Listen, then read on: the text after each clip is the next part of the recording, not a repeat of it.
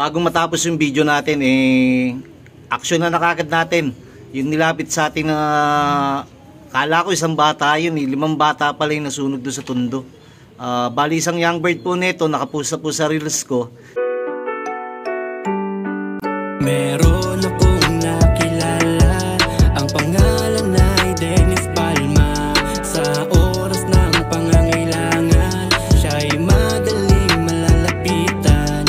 Sa mundo ng kalapatiran, ang ibon niya'y maaasahan. Kaya ang tangi kong hiling sa'yo, boss bait, palagi kang mag-iingat at palaging good health. Yun, mga kasubis, bali gagawa tayo ng pamamaraan ngayon. Ito, simpleng pamamaraan ni Bayet. Yung kak na yun, yung tatay ng ano, yung kakpong yan, hindi na po natin lalapitan. Yung kakpong yan, tatay po yan ng first local ace pigeon po natin. Second overall young bird, WPFC. Bali, third overall po yan ng second lap, young bird, all bird. Fourth overall po yan ng Open OB category. Kalaban po natin din yung mga idol natin dyan sa PHA. At 4 na club po yan pagkakain ko po. Then ito 2 hen po. Pero magdadagdag pa po tayo dito ng 2 hen. Then bahala po sila mamili dito kung saan sila po posisyon. Sa ngayon, hindi pa gaano nagbabarakuhan. Pero hayaan lang po natin kung basta nung bahala po si si Daddy First over local ace pigeon mamili. Kung isa lang maparisan niya dyan, okay lang po. Then, ang gagawin po natin, siyempre, lalagyan po natin ng paso dyan sa isang araw. Kalalagay pa lang naman natin dito, pipili pa po tayo ng mga kasama nila. Ito po yung parang tinatawag na, tawag dito, stud po, na parang manok. Siyempre, marami naman po tayong kasabay na mga nakasalang po dyan sa labas. Ito naman po yung ating mga ibon dito. Kung sakali mayroon pong kasabay siya, within 5 days po. 5 days po na sobra o kaya 5 days after o before. Ayan po, pwede nyo pong ilagay yung ibon po doon. Yung itlog po. Pwede nyo pong ipayaya. Ito naman po yung mga nilagay na natin, mga bagong young bird. Tignan nyo po. Ang natira yung mga mamais. Oh. Pero ubusin pa rin nila yan. Inuna lang nila yung maliliit. Ayan po, tignan nyo po. Ayan. Kapatid po to ng ng tawag dito ng 2 katbaloga natin, Clacker, yung nakaraan south, then daybird po natin yung isa, then overall din natin 13th overall out of ilan libong ibon sa WPFC, 2K young bird. Ito po yung kapatid niya, may bulutong, medyo against the light. Ayan po, ito po yung mga stock natin, maliliit po. Yung iba naglulugo na, yung iba kalalagay lang. Then, pakikuha na rin pala po nandun sa labas. Yung may BBCM po tayong sinuksukan dyan. Saka FPR po ba yun? Basta meron pa po tayong sinuksukan dyan, pakikuha na lang po.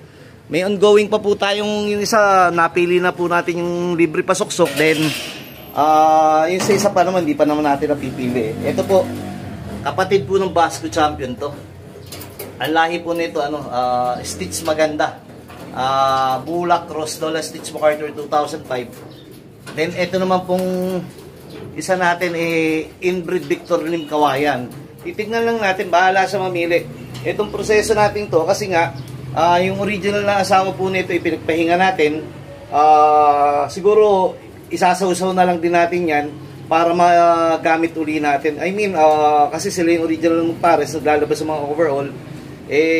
Sa ngayon, baka mamaya, ito yung magaling, yung kak Ganun po yung proseso. Para malaman nyo, pag biyakin nyo po yung pareho nyo pong naglalabas ng winner, tignan nyo po, ito, siguro kung halimbawa 4 na hen po mailagay ko dito, tapos maglabas pa po ng winner, ibig sabihin yung kak po medyo mataas ang porsyento maglabas. Ito po yung natin, tabla po to, ginawa po natin mahirap maglinis, napakainit din. Labas po tayo dito. Ayan po yung iba natin mga pinakikintab na ibon. Congrats nga pala kay paring Jimmy Lim. At saka Team Philippines. Congrats po sa inyo. Napakahusay nyo. Biro mo. Parang ito na po yung pinakamagandang resulta ngayon natin sa Pattaya OLR. Then congrats kay Idol Benito Goke. Nakita ko naglap winner na naman sa OLR. Napakahusay naman talaga. Magkakasama lang kami nakarang gabi doon sa party ng MMFC. Then, eto na may pagkikwentuhan na naman kami. What's up mga ka-showbiz? Mga ka-showbiz, bumaba na tayo. Etong kak na to, di ba may lambing si Bait nung Pasko at saka ng bagong taon. May sakatuparan na natin yung 3 co-breeding. Yung isa hindi pa nakukuha, sabi niya pagtapos ng Christmas at saka ng New Year, pero hindi pa rin nagpapabalita sa atin. Then ito naman po yung isa natin papahiram. Ito po stitch po natin dito, yung pamilya po ng pundasyon natin. Yun, biglang umingay. Gagawin natin, tignan natin kung paano tayo gagawa ng pamamaraan. Kayo yung pipiliin ko. Pwedeng hulaan yung ring number ba nito? Paano ba? O mahirap kasing magani, tawag dun. Yung iba po, mahilig. Boss, baka naman idol, ako na piliin mo. Tignan mo, hindi man lang nakapalo. Tignan mo, hindi man lang nakapag-share ng sinasabi niyang hinihiram niya o co-breeding kami. Yung co-breeding po natin, ulitin ko.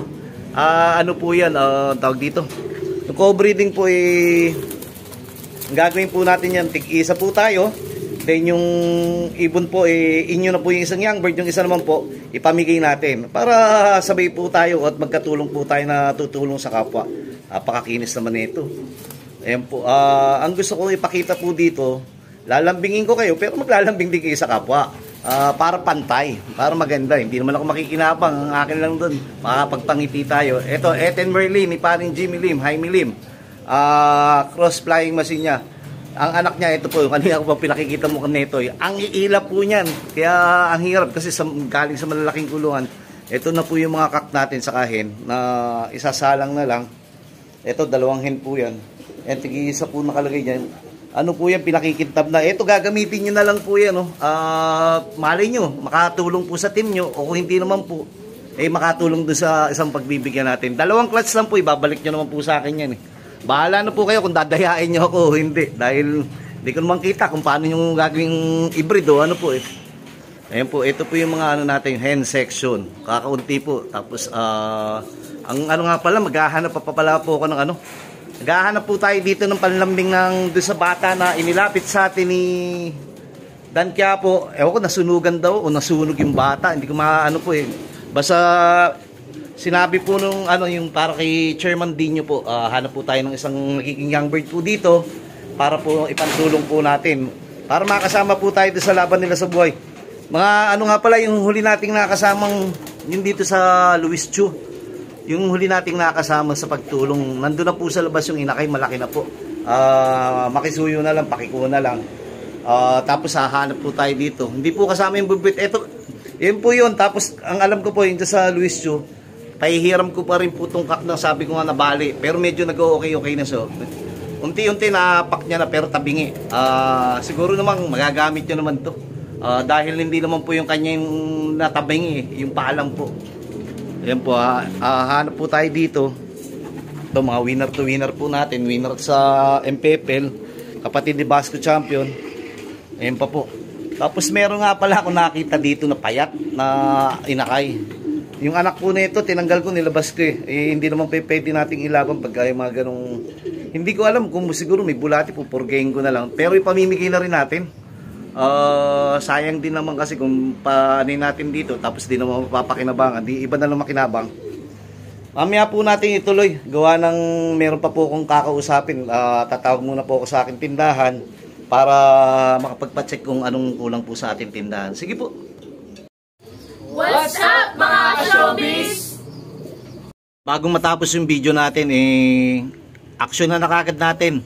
Yung nilapit sa ating kala ko isang bata yun, 5 bata pala yung nasunog doon sa tundo. Bali isang young bird po nito, nakapost na po sa reels ko. Then ipopost na lang po doon sa, kung papa-auction po nila.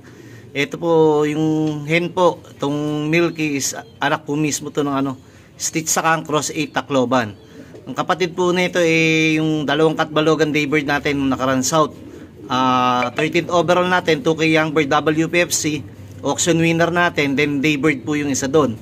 Parehong clacker, then family foundation na natin. Ito naman pong isa, isubok lang natin. Matagal nang binigay sa atin to ni Tatay Cha. Ngayon lang natin gagamitin, siguro mga 5 years na yata sa akin to. Imbrick po to, dahil galing po sa pahiraman to. Hindi naman po tayo mahilig sa off color, pero sa ngayon, susubok nga po. Ayan po, yung isang young bird po niyan, papa-auction po natin.